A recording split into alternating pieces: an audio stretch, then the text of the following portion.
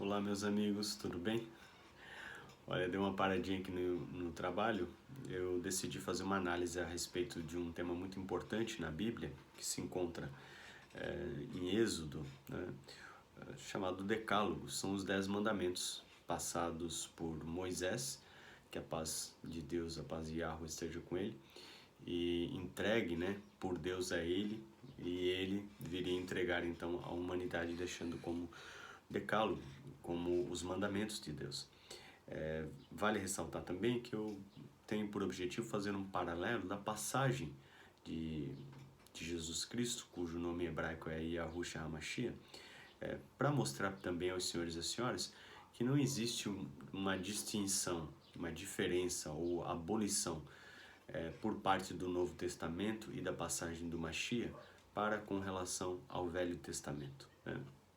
Pelo contrário, vale ressaltar e lembrar aos senhores e às senhoras que na época em que nosso Senhor Jesus Cristo, nosso amado Cordeiro, Filho de Deus, que somente através dele a gente pode chegar ao Pai e ascender aos céus, não existia o Novo Testamento, né? De modo que ele veio cumprir a lei, né? E deixar inclusive ela mais rigorosa, como a gente vai ver. Bom, antes de começar o estudo, a gente vai fazer uma oração que se encontra em Mateus, Matitiahu, e é o Pai Nosso. Pai nosso que estás no céu, santificado seja o vosso nome, venha a nós o vosso reino, seja feita a vossa vontade, assim na terra como no céu. O pão nosso de cada dia nos dai hoje, perdoai as nossas ofensas, assim como nós perdoamos a quem nos tem ofendido. Não nos deixeis cair em tentação, mas livrai-nos do mal. Amém. Ok. Êxodo, capítulo 20. Dá um pause aí para você pegar. Quando pegar, toca de novo o vídeo. O Decálogo. Vamos lá. Versículo 1. Yahweh pronunciou todas essas palavras dizendo: Eu sou Yahweh, teu Elohim, que te fez sair da terra do Egito, da casa da escravidão. E aí ele começa a passar o decálogo. Primeiro, não terás outros deuses diante de mim. Veja só, esse mandamento,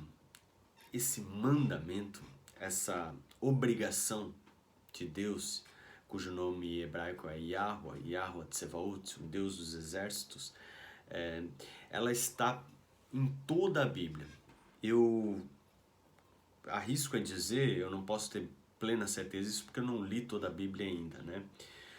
Mas eu arrisco a dizer seguramente para vocês que esse é o mais importante mandamento de Deus para com os homens, né?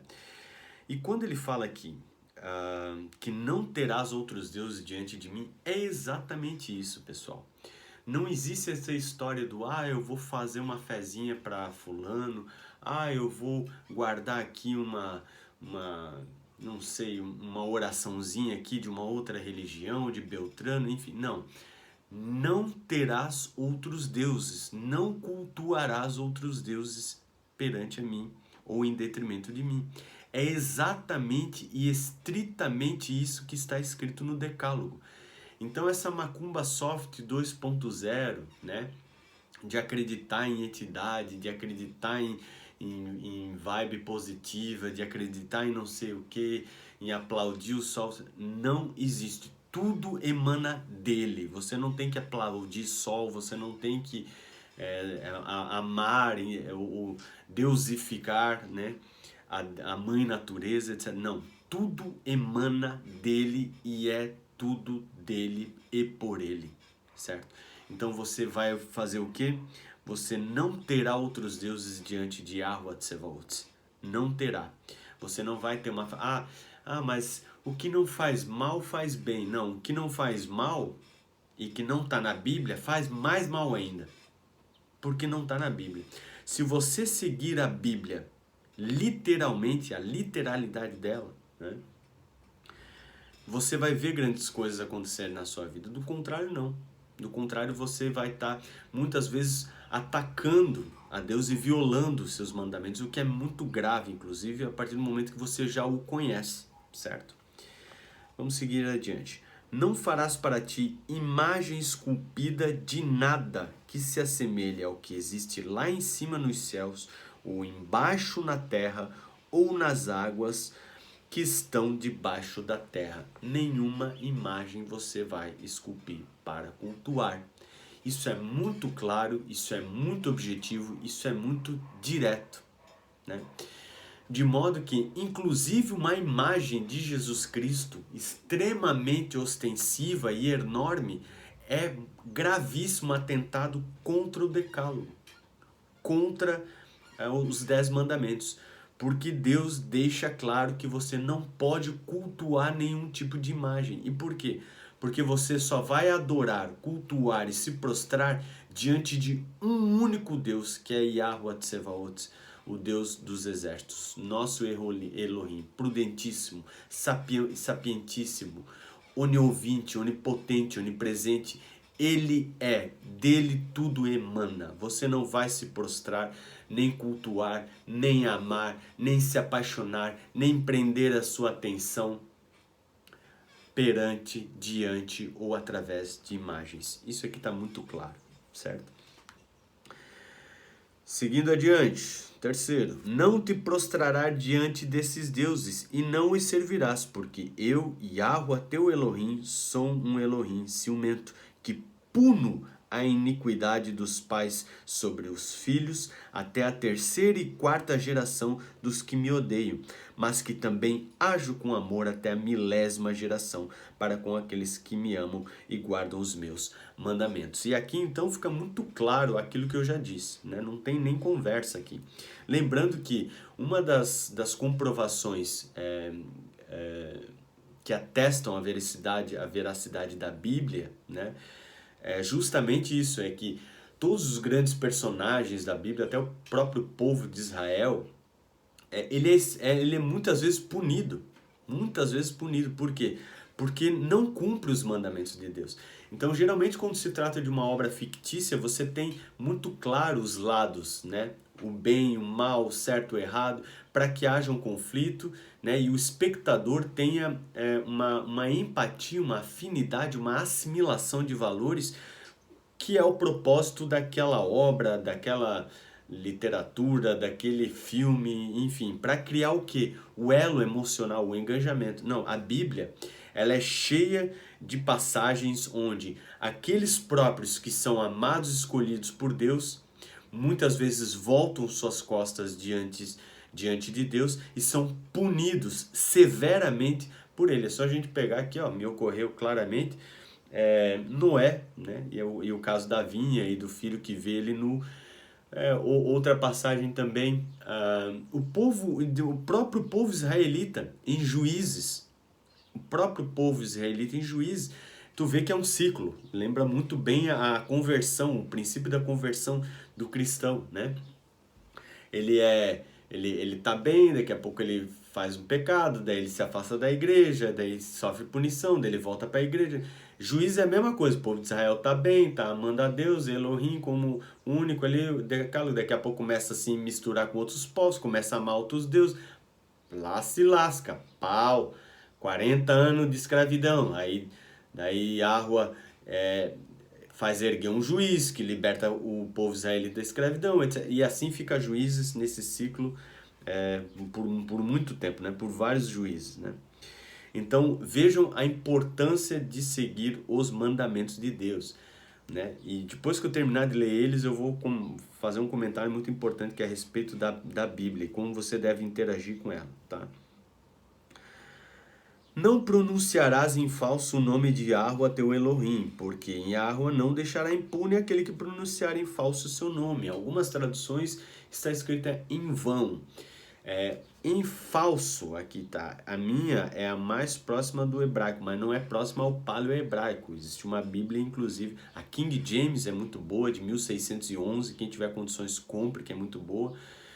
Tem uma loja em Blumenau, que é excelente, que vende Bíblias lá. King James, 1611. Ou então a chamada Bíblia Azul, que é aquela escrita por israelitas, né, que acreditam em Jesus Cristo, claro, né, porque a maioria do povo de Israel, os judeus, em sua grande maioria, não acreditam, né. E aqui fala o que? Nesse trecho fala que em falso, ou seja, você no sentido não de falar em vão, de falar várias vezes, mas no sentido de dizer outro nome achando que é o nome de Yahweh Tsevaot, dizer outro nome achando que é o nome de Deus, né? Isso é muito grave, isso é muito importante, porque muitas pessoas estão sendo induzidas ao erro, né? Muitas pessoas. Lembrando que o nome de Deus é um tetragrama, né? Yud, Vei, Bab, Rei. E esse tetragrama foi assim colocado porque os judeus, os hebraicos à época queriam guardar o nome de Yahweh. Queria guardar o nome de Yahweh. Para quê? Para que o povo também não sofresse punição. Mas isso fica para um outro momento, certo? Mas não pronunciará em falso o meu nome. E aí, por fim, lembra-te do dia do sábado para santificá-lo. Trabalharás durante 6 dias e farás toda a tua obra. O 7º dia, porém, é o sábado de Yahweh, teu Elohim. Não farás nenhum trabalho, nem tu, nem teu filho, nem tua filha, nem teu escravo, nem tua escrava, nem teu animal, nem teu estrangeiro que está em tuas portas. Porque em 6 dias Yahweh fez o céu e a terra, o mar e tudo que eles contêm, mas repousou no 7º dia. Por isso Yahweh abençoou o dia do sábado e o consagrou. Primeiros 4 mandamentos, a gente vê que trata objetivamente de quem? Do que? Da relação do homem, do Filho de Deus com Deus. Do homem com Yahweh. Os 4 primeiros mandamentos falam disso. Vamos aos próximos 6? Vamos lá. Honra teu pai e tua mãe, para que se prolongue os teus dias na terra que Yahweh teu Elohim te dá. Olha que interessante, se você honrar, se você não fazer falso testemunho sobre seu pai e sua mãe, se você respeitá-los, né? Deus, inclusive, Yahweh, vai estender o seu tempo de vida na terra. Olha que interessante, olha que dádiva, que bênção maravilhosa, né? Lembrando que, evidentemente, é um pai e uma mãe que caminha na senda reta, que é justo, justificado perante a Deus, né? E isso é muito claro, né, pessoal? Você não vai honrar um pai e uma mãe ou vai estar do lado de um pai e uma mãe que é traficante, que é uma prostituta, que é um drogado, que é um viciado, que tem comportamentos, né, equivocados, né, que atentam contra os mandamentos de Deus. Não, está aqui falando de um pai e de uma mãe, né, cujos valores e educação são baseados na Bíblia. Seguem a Bíblia, observam os mandamentos bíblicos, observam as orientações, mandamentos e passagens de Yahushua HaMashiach, de Jesus Cristo, né? E não uma pessoa desviada do mundo, né? Não matarás, não cometerás adultério, não roubarás, não apresentarás um testemunho mentiroso contra o teu próximo. Isso aqui é muito importante, né? Porque a mentira é algo que viola a virtude do seu coração, de modo que o seu caráter ele vai ficando poroso à medida em que você vai contando pequenas mentiras. Eu era uma pessoa assim, que contava pequenas mentiras. Eu não mentia sobre grandes coisas porque eu tinha um peso na consciência muito grande, né? Eu já tinha um chamado moral para isso. Mas pequenas mentiras eu achava que não era um problema. Estas são essas são as mais problemáticas. As mais problemáticas. Por quê? Porque ela vai te dando uma espécie de um amparo moral, uma licença moral, para você ir contando mentiras. E ao invés de você contar sempre uma grande mentira, você vai, ao longo de um problema, contando e resolvendo ele com pequenas mentiras, né? E como você tem essa licença moral, você as pratica. E aí o que acontece? O seu coração e a sua alma está porosa e violada. E você já se enxafurdou no lamaçal, né? No lodo podre e porco, né? Da mentira, da violação dos princípios com Deus, de tudo aquilo que é errado, né? Você trouxe para si potestades em principados. Quem que é o pai da mentira? É o diabo, é Satanás. É o pai. Cada vez que você conta uma mentira, você está cultuando ao diabo. Ah, Guilherme, mas eu não tenho como falar sobre aquilo. Então silencia, mas não conta a mentira. Cada vez que você mente, você está cultuando ao diabo. está trazendo desgraça para sua casa, para sua vida, para sua família. Não cobiçarás a casa do teu próximo, não cobiçarás a mulher do teu próximo, nem o seu escravo, nem a sua escrava, nem o seu boi, nem o seu jumento, nem coisa alguma que pertença ao teu próximo. Isso é muito importante para a gente entender o quê? Que você que é filho de Deus, você que acredita em nosso Senhor Jesus Cristo, você que cumpre os mandamentos, que cumpre a palavra de Deus, que observa ela, né? Que porventura vai cair, que porventura vai pecar, que vai de joelhos confessar os seus pecados para Deus, certo? E vai continuar a caminhar com resiliência na senda reta dele, até que você consiga manter os seus princípios erguidos, morais e seguir adiante, né? Isso aqui é importante para você entender que você não precisa das coisas do homem, que você não precisa de homem como seu senhor, que você não jamais deverá se ajoelhar diante do homem, aquele que se prostrou diante de Yahuwah Tsevaot, aquele que se prostrou diante de Deus. Você não precisa, por quê? Porque se você buscar o reino de Deus e a sua justiça, as demais coisas vos serão acrescentadas. Você vai ter multiplicados os seus bens, multiplicada a sua prosperidade, multiplicada a sua sabedoria, multiplicada a sua saúde, multiplicada a harmonia no seu lar, e você já não mais cobiçará absolutamente nada que estará ao seu lado, próximo a você, na sua família, invejando o próximo. E é engraçado, né, pessoal? Peço licença aqui, mas ninguém inveja, por exemplo, grandes figuras históricas, né? O Luís XV, rei da França, que disse que o Estado sou eu.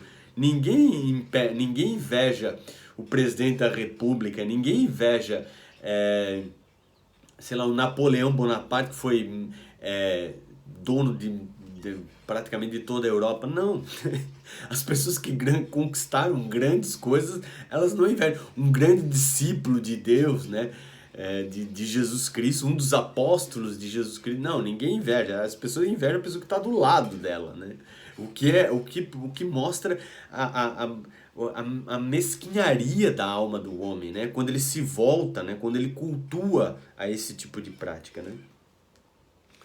E aqui, finda-se então os 10 mandamentos. E aí, por fim, fala, né, que todo o povo, vendo os trovões, relâmpagos, os sons da trombeta fumegante, tiveram medo, etc. Bom, esses são os 10 mandamentos. Aí, acontece muitas vezes a gente ouvir o seguinte: ah, não, Guilherme, mas os 10 mandamentos, eles foram abolidos.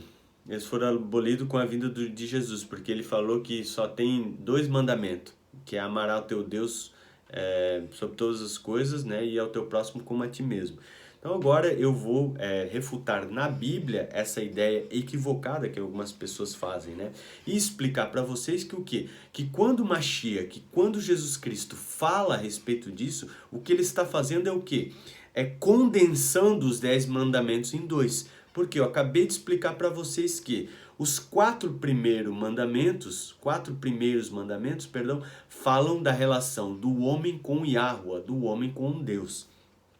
E os 6 últimos falam da relação do homem com o homem, do homem com a sociedade, do homem com a sua família. Aliás, em ordem de importância, primeiro com a família, depois com a sociedade, né? Então vamos lá, e onde é que a gente vai encontrar, por exemplo, essa passagem de Jesus? Vai estar lá em Mateus 22:39, né? Então vamos lá em Matitiarro 22:39. Aqui, ó. Aqui, Mateus 22, opa, que eu já passei. 22, começa aqui em 34 a passagem, tá? Vou ler toda ela, ó. Os fariseus, ouvindo que ele fechara a boca dos saduceus, reuniram-se em grupo, e um deles, a fim de pô-lo à prova, porque constantemente as passagens do Mashiach são de pessoas que atentam ao princípio da sua sabedoria onisciente, né? Para tentar colocar ele em contradição com as leis, né, mosaicas. Por quê? Porque ele se dizia o Filho de Deus, então o Filho de Deus teria que comprovar, né, e cumprir os mandamentos de Yahuwah, né? Mas ele é a lei viva. ele é a lei viva. Não existe Novo Testamento quando Jesus está na terra. De modo que sim, ele vai cumprir. E digo mais, digo que vai sim passar outros mandamentos e que vai os tornar ainda mais difíceis, com mais seriedade. Por quê? Porque o homem se afastou do coração de Deus e se aproximou da letra fria da lei e utilizou ela para punir as pessoas ao invés de aproximar as pessoas de Deus. E Jesus Cristo, cujo nome hebraico é Yahushua HaMashiach, ostensivamente fala disso em sua passagem aqui na terra. Então aqui em Mateus Matitiarro, que a paz de Deus esteja com ele, vai falar o seguinte, continuar. Ele fala, e aí eles perguntam, mestre, qual é o maior mandamento da lei? Ele respondeu, amarás ao Senhor teu Deus de todo o coração, de toda a tua alma e de todo o teu espírito. Esse é o maior e o primeiro mandamento. Por que esse é o maior e o primeiro mandamento, pessoal? Porque ele condensa os 4 primeiros mandamentos. Tá, e onde é que eu vou encontrar isso na Bíblia também? Tem, aonde? Vai estar lá em Deuteronômio capítulo 6, versículo 4 e 5. Quer ver, ó? Pega lá, vai lá para... Vamos lá, vamos estudar. Vocês não gostam de estudar, meu povo? Vamos estudar, vamos pegar Deuteronômio. Lá em Deuteronômio... Vamos lá, meu Pai. Sim, Senhor. Louvado seja Tu, meu Deus. Louvado seja Tu, meu Deus. Tu que és Rei dos Reis. Capítulo 6, ó, vamos lá. Tava lá pertinho do Guilherme.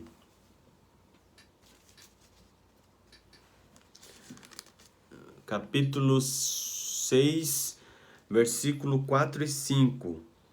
Aqui. Onde é que tá? Ouve, ó Israel, Yahuwá, nosso Elohim, é o único Yahuwá. Portanto, amarás a Yahuwá, teu Elohim, com todo o teu coração, com toda a tua alma. O Mashiach, Jesus Cristo, está apenas referendando a lei. E não é apenas, ele é a lei viva. Todo aquele que diz que as passagens de Jesus estão em contradição com as passagens da primeira aliança, né? Essa pessoa, com todo respeito, ela não leu a Bíblia ou não entendeu corretamente ela. Essa que é a grande verdade. Por quê? Porque o Mashiach, ele vem comprovar a lei. Ele não vem abolir a lei, ele vem comprovar a lei. E eu acabei de provar para vocês. E qual que é o segundo mandamento do Mashiach? Porque ele fala que é 2. Ó. O segundo é semelhante a ele, a esse. E ele fala o quê? Amarás o teu próximo como a ti mesmo. Desses 2 mandamentos dependem todos os mandamentos, desses 2 mandamentos, dependem toda a lei e os profetas. E é verdade. Depende toda a lei e os profetas. Por quê? Porque o segundo mandamento que ele passa aqui condensa os 6 últimos mandamentos do Decálogo. Né? E onde é que eu vou encontrar essa passagem do Mashiach lá na primeira aliança? Tu vai encontrar em Levítico 19. Ó. Vamos voltar lá. Ó, vamos lá para Levítico? Pega Levítico lá. Vamos ver então se o Guilherme está falando mesmo sério. Olha lá. Ó. Levítico 19, 18. Aqui, ô meu Pai, meu Elohim, meu amado. Tu és soberano. Tu és insondável, inalcançável. Sim, meu Pai, de Ti emana toda a vida. Eu não sou absolutamente nada sem a Tua graça, sem a Tua misericórdia. Tu que és misericordiosíssimo, indulgentíssimo, meu Pai. Sim, Senhor. Olha lá, vamos lá. 19, versículo qual? 18. Vem aqui comigo. Não te vingarás e não guardarás rancor contra os filhos do teu povo. Por quê? Amarás o teu próximo como a ti mesmo. Eu sou Yahuwá. Certo, pessoal? Então, mais uma vez, confirmando aquilo que a gente disse, né? Tanto na passagem de Jesus Cristo, cujo nome hebraico é Yahushua HaMashiach, como também na própria análise da passagem, aliás, tanto a comprovação na primeira aliança, quanto a própria análise da passagem dele, da frase dele, com relação, né, ao decálogo, onde a gente pode observar claramente que os 2 mandamentos condensam ou dividem os 10 em 2. Os 4 primeiros, né, falam do amor a Yahweh Tsevaot, a Elohim, a Deus, e o segundo fala do amor ao próximo, como se fosse a ti mesmo. Perfeito, pessoal? Então é isso. Espero poder ter ajudado de alguma maneira vocês um pouco mais a estudar e conhecer a Bíblia. E eu desejo muito que Deus, né, e o nosso Senhor Jesus Cristo, o Espírito Santo esteja acompanhando a sua casa, acompanhando as suas atividades. Coloca Ele perto de ti, chama Deus para ti. Olha, se Ele me aceitou, eu que era pecador, eu que nasci cultuando outros deuses, eu que cultuei o diabo, outros deuses, né, malignos, potestades e principados. Se Ele me recebeu, se Ele teve misericórdia de mim, eu que persegui cristão, que chamava crente de imbecil, se Ele teve misericórdia de mim, Ele vai te derramar muita bênção, irmão. Vai te derramar muita bênção. E sabe por quê? Eu não sou cristão, não. Desculpa, eu não sou cristão. Eu sou crente. Por quê? Porque eu creio na palavra de Deus. Eu sou crente na palavra de Deus. Eu creio na palavra dele. Eu não sou cristão, não. Cristão eu era há 3 anos atrás. Hoje eu sou crente. Hoje eu sou crente, porque eu creio na palavra de Deus. E outra coisa, se você pega a Bíblia para ler, para o que você está fazendo. Para de fazer isso. Pare de ler a Bíblia. Pare de ler a Bíblia agora. Imediatamente. Vai ler outra coisa. Vai ler um romance, vai ler Dostoiévski, vai ler Machado de Assis, vai ler José Saramago, vai ler outra obra, vai ler outra coisa. Pare de ler a Bíblia. A Bíblia é um livro para ser estudado e vivido. Compreendido e vivido. É uma letra viva que se move entre os homens, cuja as bênçãos podem se sentir na matéria, porque trata de algo espiritual, e tudo aquilo que é ligado no espírito é ligado na terra, porque a sua verdadeira natureza, a minha verdadeira natureza, a verdadeira natureza desse mundo que quem fez perfeito foi Deus, é espiritual, não é material. Pare de ler a Bíblia e passe a viver ela. Essa é a minha mensagem. Um grande abraço, fique com Deus. Muito obrigado pela atenção.